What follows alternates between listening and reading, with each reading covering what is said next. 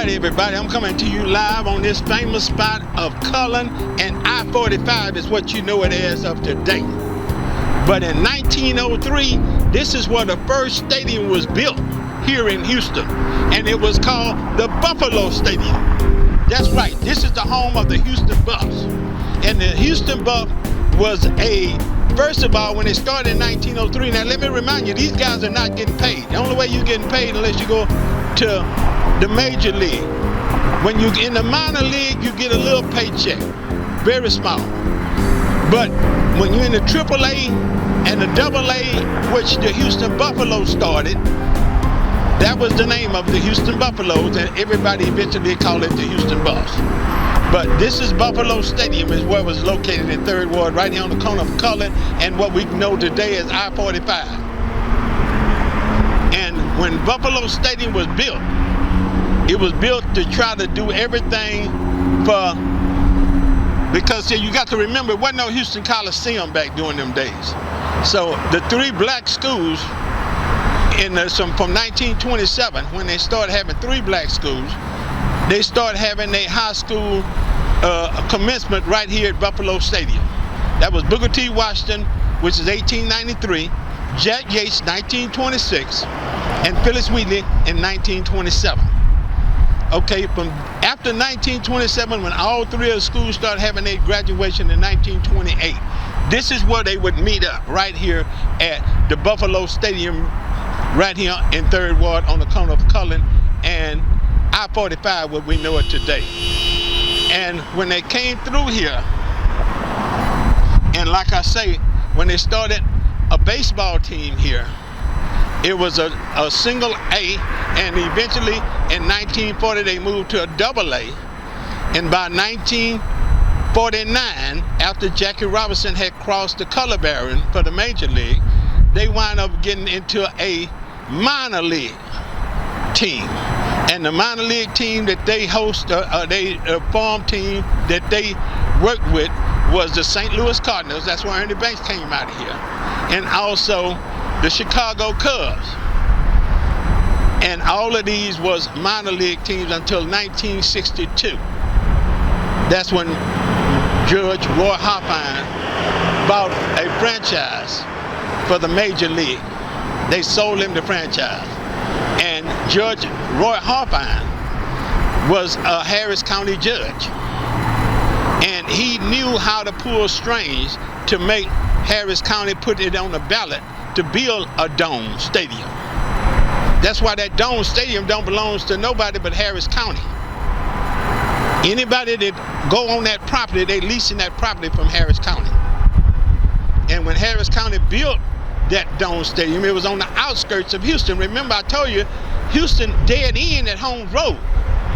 And that's when, like I told you, anything inside of Loop 610 was outside of Houston because that was out of the Houston city limits. So when they built the Harris County Dome Stadium, that was the name of the stadium. It wasn't called the Astrodome, no. They didn't change the name until Roy Hoffine bought in his baseball team, which was the Houston Colt 45 in 1962. That's why they're giving the 60th year anniversary this year. Because it was 60 years ago when Judge Roy Hoffine purchased a major league franchise. Because the Houston Oilers was here in 1960, but it wasn't part of the NFL, it was part of the AFL. And they started it over here in 3rd Ward, right down the street there, which we call it Jefferson Stadium. Young people call it Robinson Stadium. But as you know right now, University of Houston owned that property in that school, in that stadium.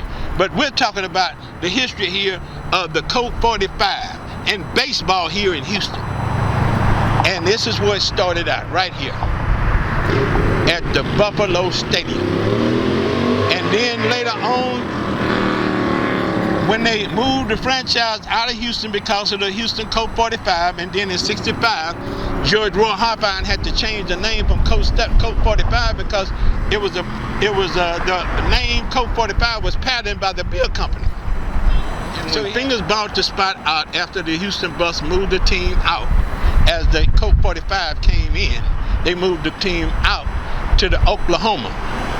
And then that became the Oklahoma and Oklahoma became the Houston Astros farm team.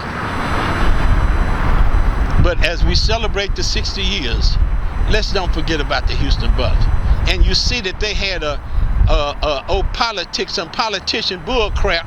They honor all the people at the Hall of Fame in Houston. What happened to they did Clyde Drexler? Okay, we understand Clyde Drexler, but whatever happened to the main man?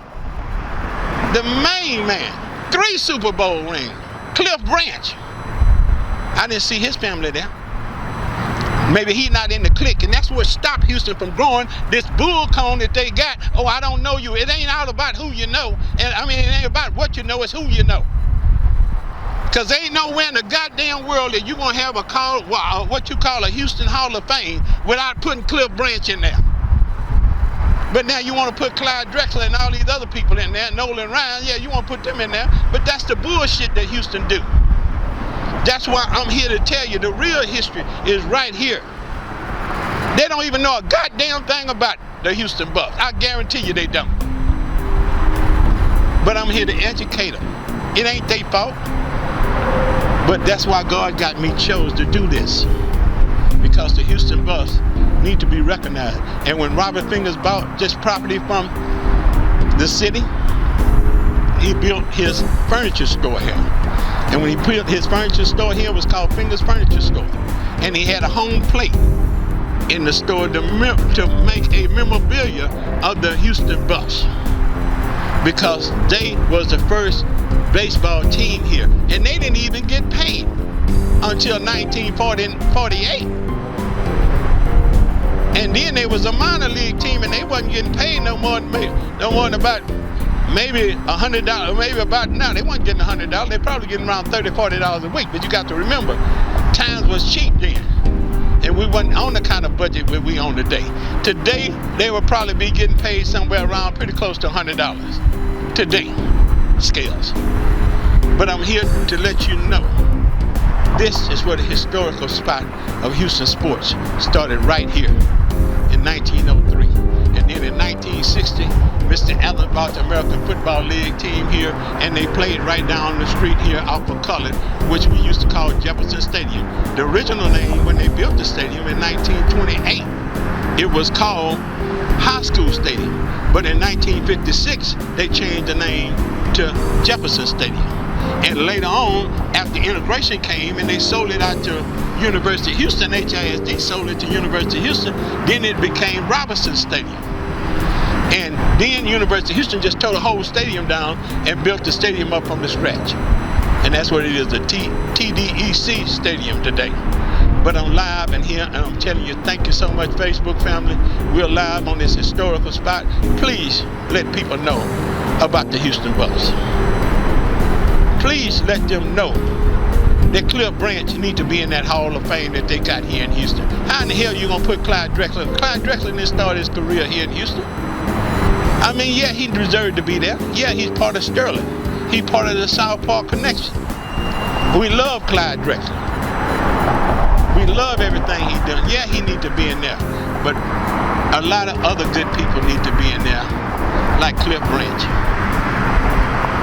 Out of Sunnyside, out of Worthing. Ebony Worthing Coat class of 1967. NFL had already put him in the Hall of Fame.